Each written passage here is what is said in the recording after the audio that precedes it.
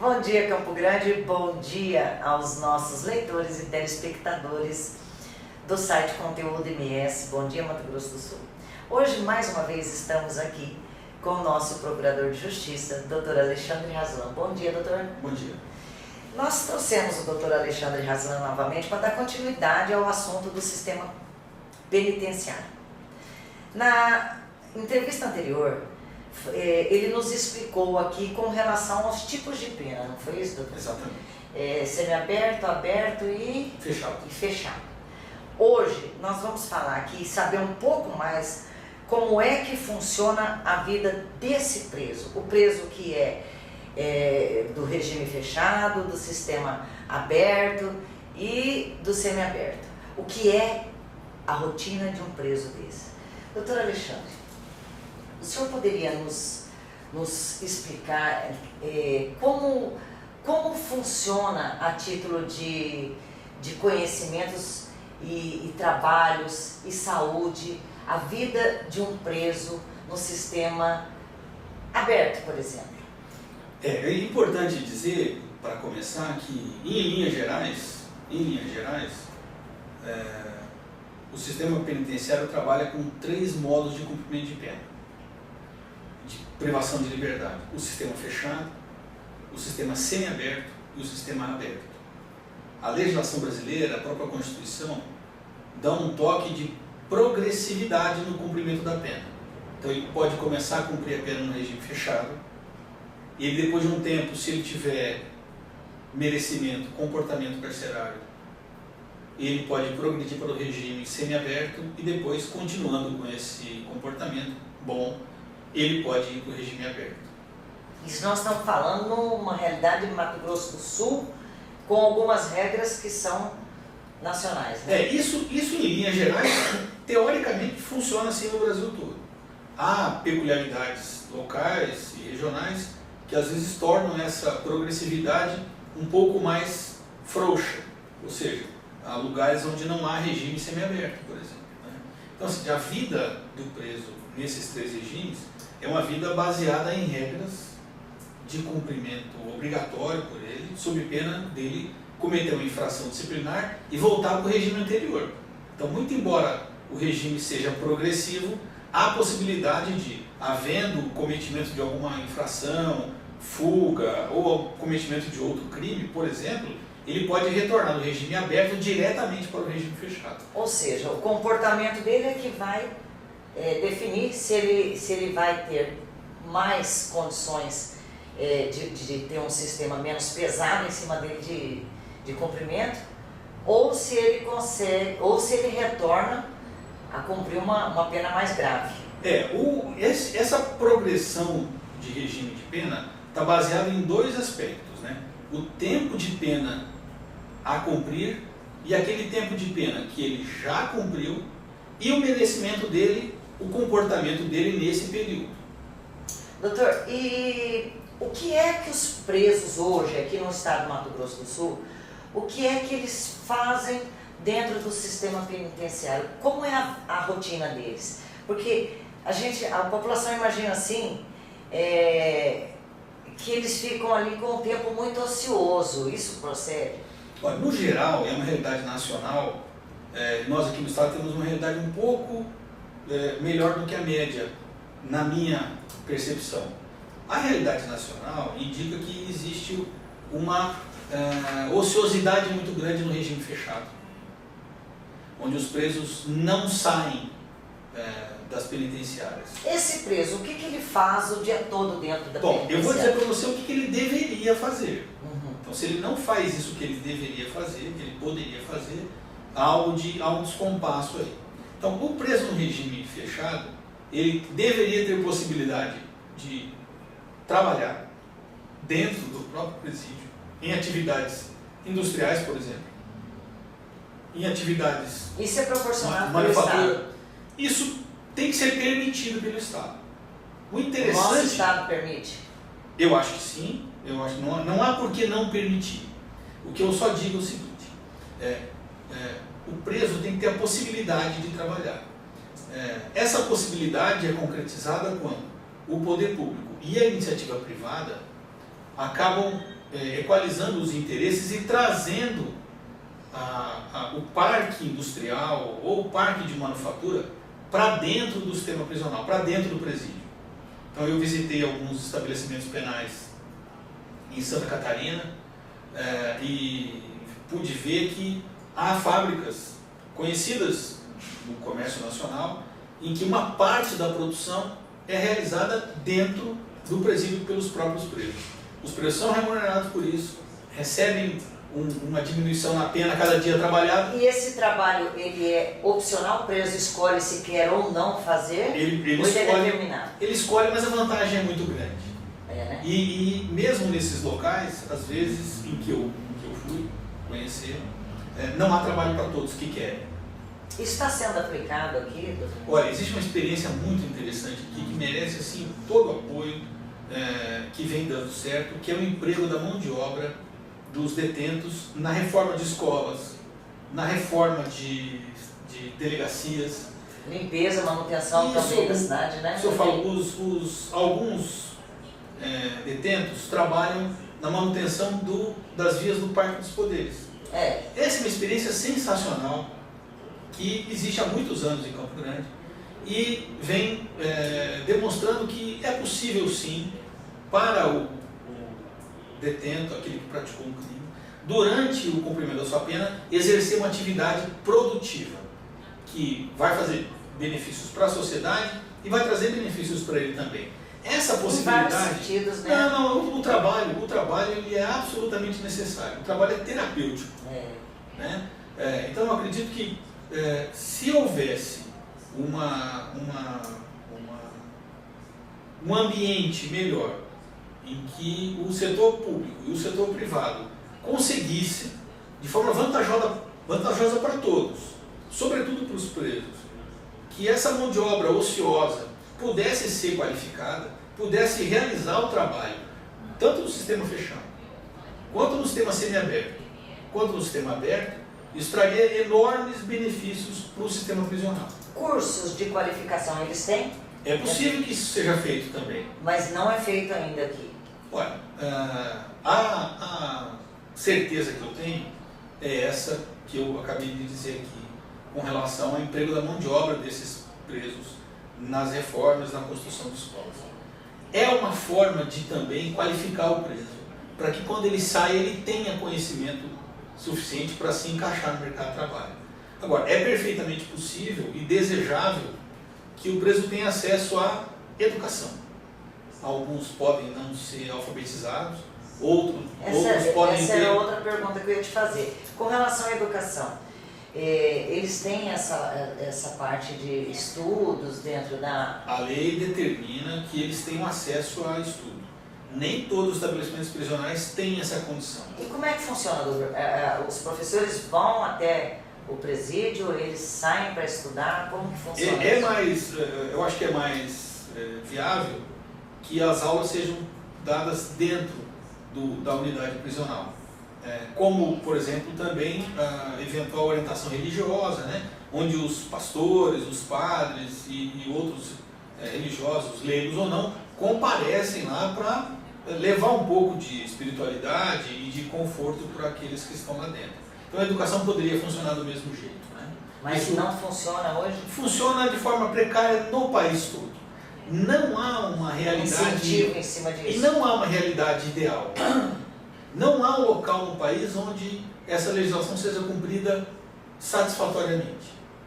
Todos os estados da federação têm um déficit de cumprimento dessas possibilidades. A gente tem uma realidade que às vezes atrapalha muito, que é o fato dos próprios projetos dos presídios serem projetos que você não consegue flexibilizar uma atividade no interior deles, né? Então, às vezes eu tenho presídios em que eu não tenho de instalar, por exemplo, um galpão para uma atividade laboral. Eu não tenho.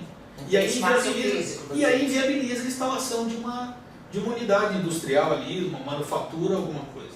Então isso é uma realidade também que atrapalha a gestão dessas possibilidades no poder público. Atrapalha bastante. E com relação, doutor, à saúde do preso, Olha, a saúde no sistema prisional ela tem sido objeto de atenção há alguns anos, né? O Sistema Único de Saúde atende todos os presos no Brasil todo, pelo menos deveria atender, teoricamente atende. Há presídios em que esse atendimento é feito de forma permanente, porque há uma unidade de saúde dentro do presídio. Quando isso não é viável ou isso não acontece dessa forma, os atendimentos são feitos fora da unidade, mediante autorização do juiz, mediante decisão do diretor do presídio, e os presos são atendidos e retornam quando já isso é possível, né? O ideal seria que nós tivéssemos o atendimento permanente dentro das unidades, atendimento médico, psicológico também. Existe?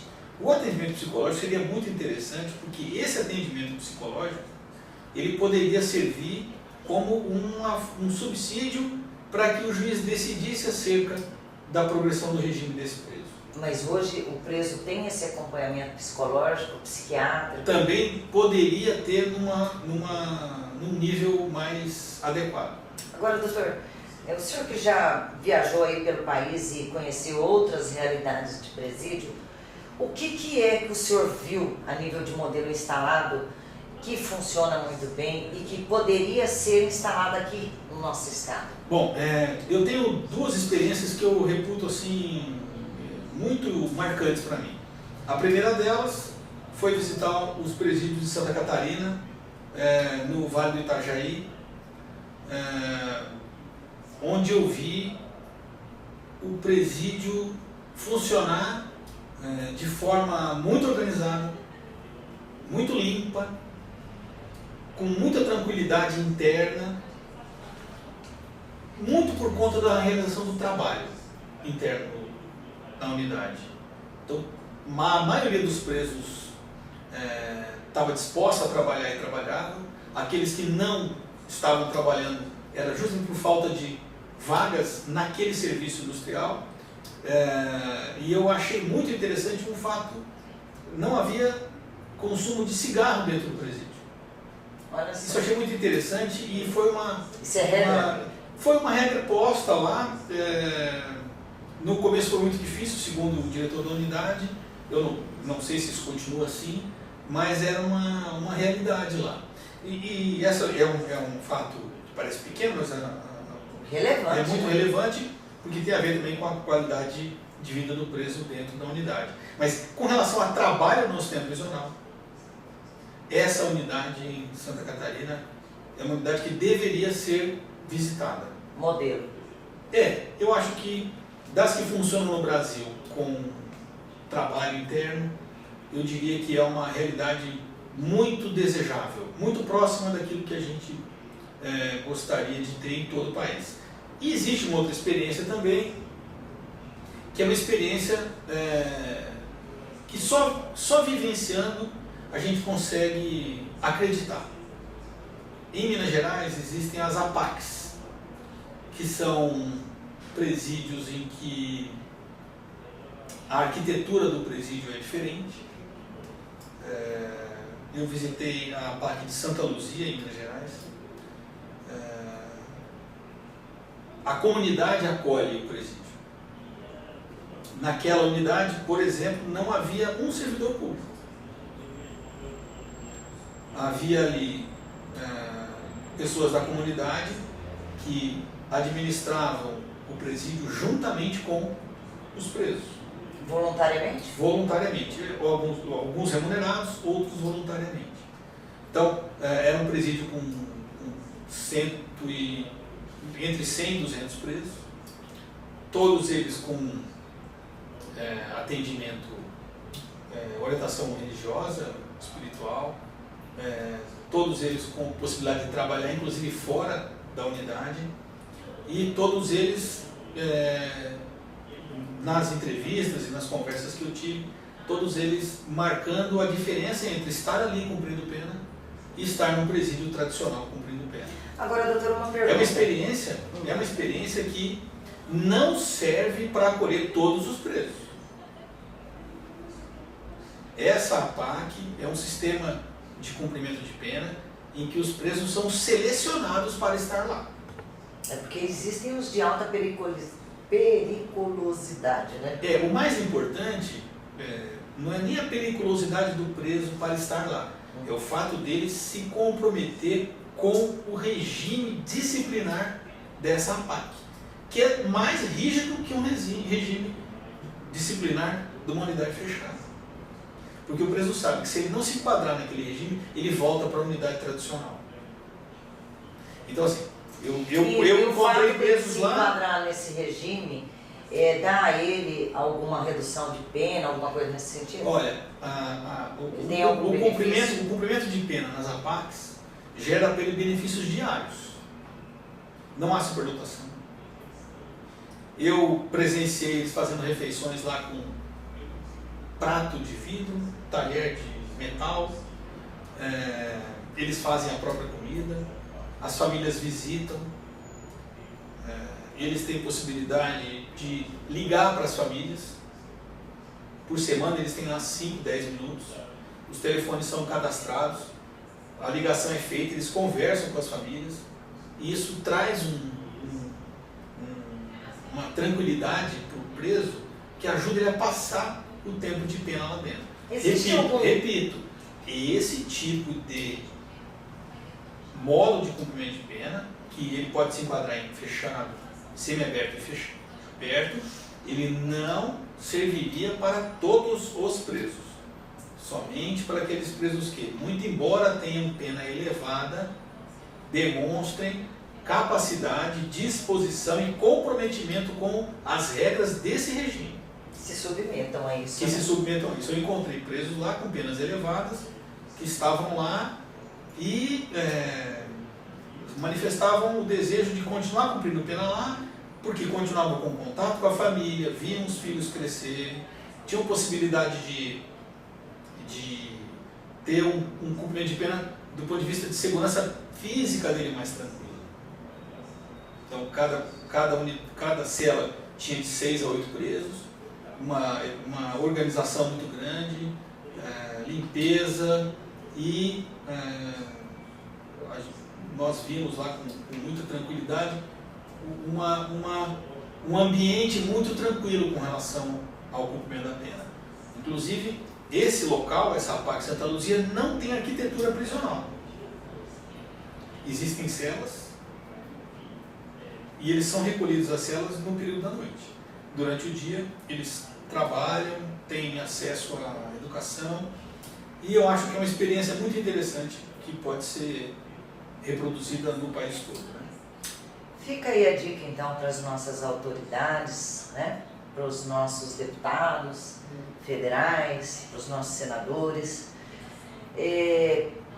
tomarem vistas para esse tipo de modelo de presídio e buscar recurso para que a gente possa ter uma implantação dessa aqui no estado, porque tudo que acalma o sistema prisional reflete diretamente na comunidade, né? O mais importante de tudo e que a comunidade tem que entender: quando se quer dar saúde, educação e trabalho para o homem ou para a mulher que está recolhido no sistema prisional, a finalidade disso é não abandoná-lo para ser cooptado pelas facções criminosas. Porque existe um preconceito muito grande onde as pessoas dizem assim: agora nós vamos bancar bandido, nós vamos... O que eu penso enquanto cidadã, doutor, é que eu acho assim, enquanto eles estão tendo a oportunidade de se resgatarem ou de ter uma condição de vida melhor, eles não estão pensando em revidar ou continuar fazendo o que faziam ou coisas piores, né? Então eu acredito que essa tentativa de recuperação do condenado pode trazer sim a inclusão dele de volta à sociedade. O que o Estado tem que tomar muito cuidado, e quando eu falo Estado é a União Federal, o Sim. próprio município, o Estado mesmo, é tomar cuidado para, ao prender o cidadão e levá-lo para o sistema prisional, não entregá-lo de bandeja para as facções criminosas como mais um soldado. Essa é mais uma pauta nossa. Então isso precisa ficar muito claro, que todo esse atendimento dado para o preso e eventualmente para a sua família pode refletir em ele não ser cooptado pela facção criminosa. Isso é muito importante e eu acho que isso merecia uma conversa específica sobre isso, né? Que isso é muito grave e é o que vem acontecendo há muitos anos. E acaba incluindo a família toda, né? Exatamente. Essa pauta, nós vamos voltar aqui com o Dr. Alexandre Haslam a falar sobre ela, sobre essa questão das facções, de como é que eles fazem essa cooptação toda, não só com o preso, mas com toda a sua família que fica do lado de fora. E gostaria também, doutor, de fazer um convite ao senhor, para que o senhor viesse uma próxima vez aqui, para falarmos sobre o assunto em pauta no Brasil todo hoje, que é essa devassa da corrupção que nós estamos presenciando, noticiando e acompanhando dentro desses problemas aí com o JBS, o Odebrecht e demais delações. Fica o convite para o senhor para que retorne para essas duas pautas e a gente dê continuidade às nossas conversas. Sem problema, obrigado. Eu é que agradeço. Pessoal, muito obrigado. Espero que vocês tenham gostado e até a próxima aqui com o nosso Procurador de Justiça, Dr. Alexandre Haslam.